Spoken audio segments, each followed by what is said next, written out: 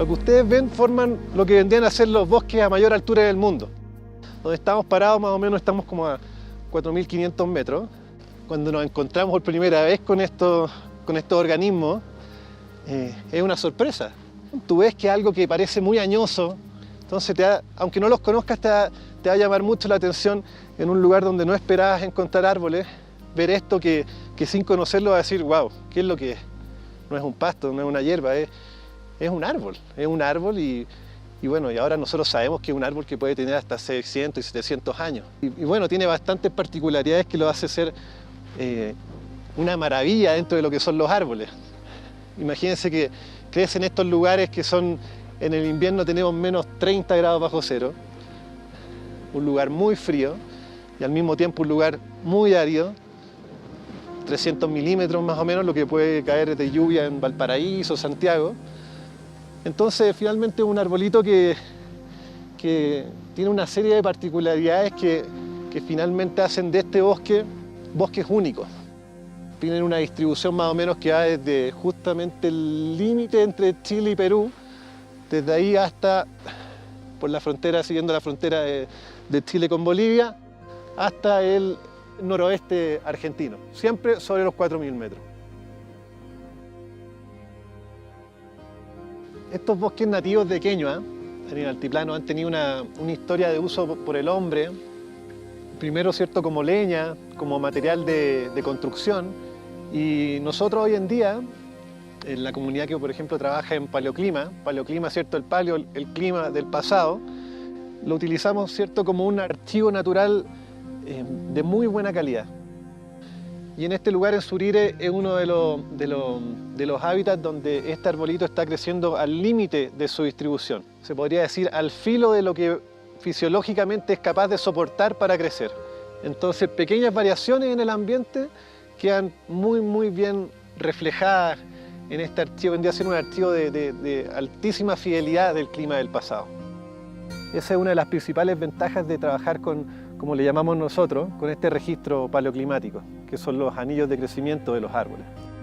Nosotros hemos podido reconstruir la historia de las precipitaciones para esta zona del altiplano, más o menos desde el año 1300 en adelante.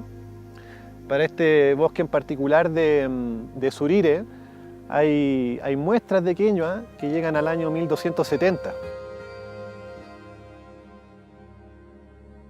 Como vemos estos arbolitos que crecen acá en esta ladera y que parten desde abajo y terminan arriba casi a los 5.000 metros, esta distribución de estos arbolitos que están acá no es algo estático, es más bien algo bastante dinámico y obedece a las condiciones ambientales imperantes durante los últimos siglos.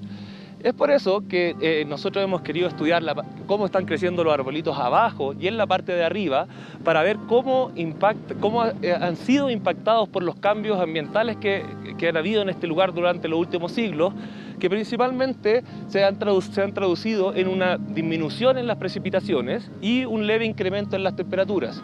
Entonces, lo que nosotros esperamos a partir de estos estudios comparativos de los árboles de abajo y de arriba es poder dilucidar si es que los árboles de arriba están creciendo más a partir del cambio climático, que les da un poco más de temperatura, que era lo que restringía su crecimiento antes, y si los de abajo están siendo bastante más restringidos en el crecimiento, producto de que disponen de menor cantidad de agua ahora para crecer en relación como lo hacían antes.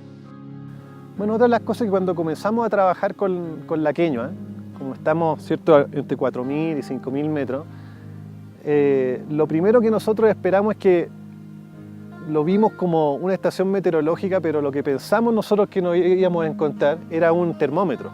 Pero finalmente lo que nos dimos cuenta era que no funcionaba como un termómetro, sino que funcionaba como un pluviómetro.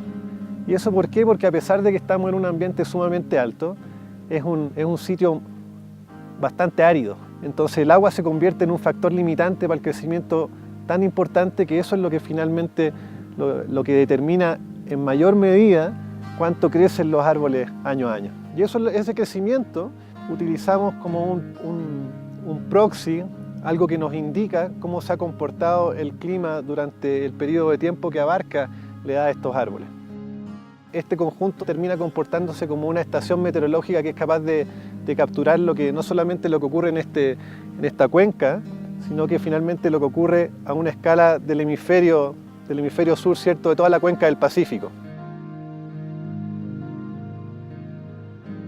Empezamos a medir fotosíntesis en este arbolito. Usualmente tienen tasa fotosintética muy baja, pero sorpresivamente conectamos nuestros equipos de medición de fotosíntesis a estos arbolitos y empezamos a detectar tasas de fotosíntesis bastante altas, lo cual fue súper inesperado para nosotros, y empezamos después a preguntarnos el por qué. Y ahí nos dimos cuenta que en realidad este árbol lo que hace es que ocupa la humedad relativa del amanecer, del rocío, digamos, cuando todavía hay humedad relativa acá en el suelo y empieza a llegar el sol, entonces empieza a haber cierta tasa de evaporación de la humedad.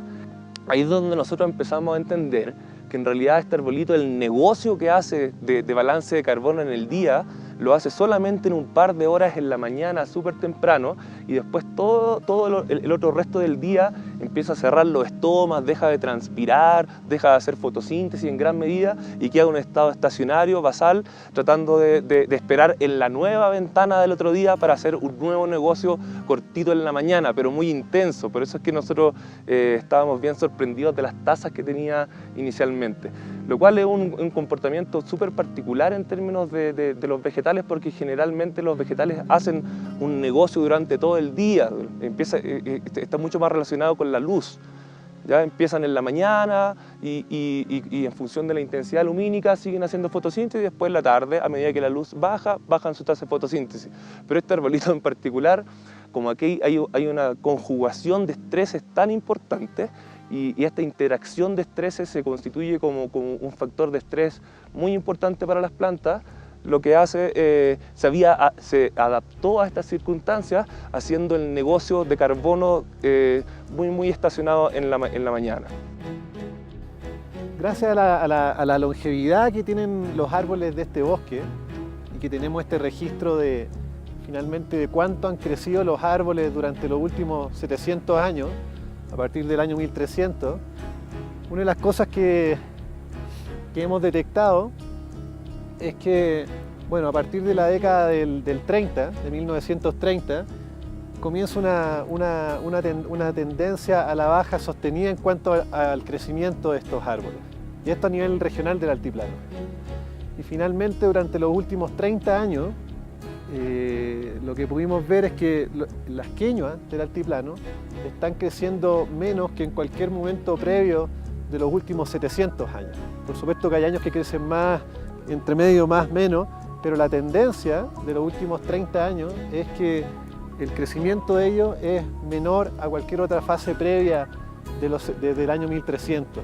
Y eso básicamente está dado por la disminución de las precipitaciones. Entonces, estos últimos 30 años ha sido tan bajo el nivel de las lluvias que se traduce que el crecimiento de los árboles de este bosque y de los bosques de queñuas del altiplano ha llegado a ser el de menor nivel desde el siglo XIV.